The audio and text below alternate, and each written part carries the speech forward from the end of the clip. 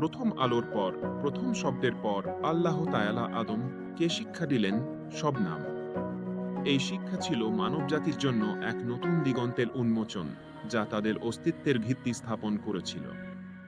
তিনি শেখালেন যা মানুষ জানত না, যা তাদের ধারণারও অতীত ছিল। সেই মুহূর্ত ছিল মানুষের প্রথম কম্পাইলার ইনস্ট্যান্স, প্রথম সিনট্যাক্স, প্রথম লজিক। এটি ছিল জ্ঞানের এক মৌলিক সূচনা, যা মানব সভ্যতার প্রতিটি ধাপকে প্রভাবিত করেছে। আজ আমরা যাকে কোড বলি, তার সূত্রের শুরুও সেই শিক্ষায় নিহিত। এই আদিম জ্ঞানই আধুনিক প্রযুক্তির ভিত্তি স্থাপন করেছে, যা আমাদের চারপাশের ডিজিটাল বিশ্বকে চালিত করে। আল্লাহর পক্ষ থেকে যে প্রথম শিক্ষা এলো, তা ছিল নাম, অর্থাৎ পরিচয়। এই নামগুলো কেবল শব্দ ছিল না, বরং প্রতিটি বস্তুর সত্তা ও কার্যকারিতার গভীর অর্থ বহন করত। একটি নাম মানে হলো ভ্যারিয়েবল। একটি নাম মানে তথ্যকে সঠিকভাবে ধরার ক্ষমতা। এই ক্ষমতা মানুষকে জগৎকে বুঝতে এবং তার সাথে মিথস্ক্রিয়া করতে সাহায্য করেছে, যা জ্ঞানের প্রতিটি শাখায় অপরিহার্য। যখন আল্লাহ আদমকে নাম শেখালেন, তিনি মানুষকে প্রথমবারের মতো ডেটা টাইপ ও রেফারেন্স দিয়েছিলেন, যা ভবিষ্যতে জ্ঞানের প্রতিটি স্ট্রাকচারের ভিত্তি। এই মৌলিক ধারণাগুলোই আধুনিক কম্পিউটার বিজ্ঞানের মূল স্তম্ভ। মানবজাতি ধাপে ধাপে কনসেপ্ট বিল্ড করেছে: অ্যালগোরিদম, মেথড, স্ট্রাকচার। এই প্রক্রিয়াটি হাজার হাজার বছর ধরে বিকশিত হয়েছে, যা আমাদের জটিল সমস্যা সমাধানের ক্ষমতা দিয়েছে। আল-খাওয়ারিজমির অ্যালগোরিদম থেকে আজকের জলস্রোতের কম্পিউটার কোড পর্যন্ত সূত্র একটাই: জ্ঞানকে নামকরণ করো, গঠন করো, প্রয়োগ করো। এই নীতিটি মানবজাতির অগ্রগতিকে চালিত করেছে, যা আমাদের প্রযুক্তিগত উদ্ভাবনের মূল চাবিকাঠি। আর ইসলামে জ্ঞান ছিল কখনো আলাদা, তা ছিল ইবাদত। জ্ঞানকে বিসমিল্লাহ দিয়ে শুরু করা মানে হলো ক্যাটাগরিলাইজে একটি শিরোনাম, একটা নৈতিক কনটেক্সট। এটি জ্ঞানের প্রতিটি শাখাকে একটি উচ্চতর উদ্দেশ্য এবং নৈতিক কাঠামোর সাথে সংযুক্ত করে। আধুনিক সময়ের ভাষায় বললে, আল্লাহর কোড হলো ক্রিয়েটিভ বেসড সিনট্যাক্স, জীববিজ্ঞান, কসমোলজিক্স আর নৈতিক নির্দেশ।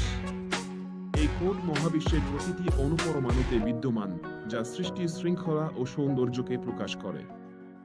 আমাদের মানব কোডারিং, ভ্যারিয়েবল ডিক্লেয়ার, ফাংশন লিখা, ডিবাগিং সবই অনুপ্রাণিত হয় সৃষ্টির সেই প্রাথমিক লাইনের থেকে।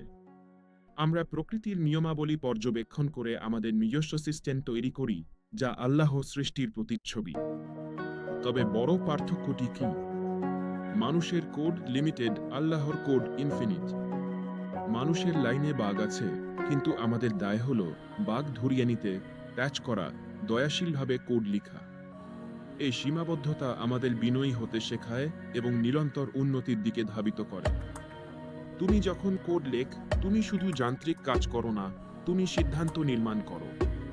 প্রতিটি ফাংশন মানুষের ওপর প্রভাব ফেলতে পারে, তাই এর নৈতিক দিক বিবেচনা করা অত্যন্ত গুরুত্বপূর্ণ।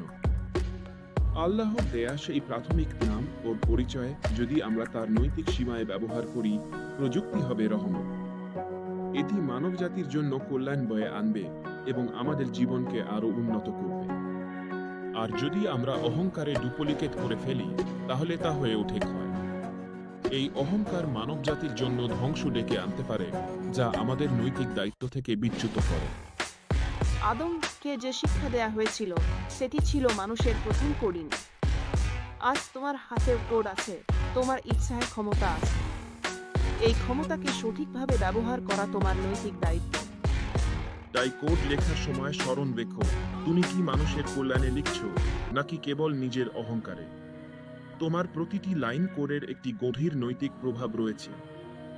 জ্ঞান যদি আল্লাহর পথে ব্যবহার করা হয়, সেখানে রহমত।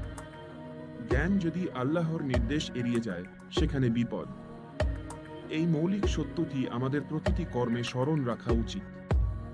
সিরিজ স্রষ্টার কোড, ডিভাইন খার এপিসোড 1, আলফা কোড, সৃষ্টির প্রথম নির্দেশ। পরবর্তী পর্বের জন্য সাবস্ক্রাইব করুন ডিএনএ, স্রষ্টার লেখা কোড। এই সিরিজটি আপনাকে বিজ্ঞান, প্রযুক্তি এবং ইসলামের গভীর সংযোগ সম্পর্কে আরও জানতে সাহায্য করবে। সচেতনতার সাথে কোড লিখুন, উদ্দেশ্য নিয়ে বাঁচুন। আপনার প্রতিটি কোড যেন মানবজাতির কল্যাণে ব্যবহৃত হয় এবং আপনার জীবন যেন একটি মহৎ উদ্দেশ্য দ্বারা পরিচালিত হয়।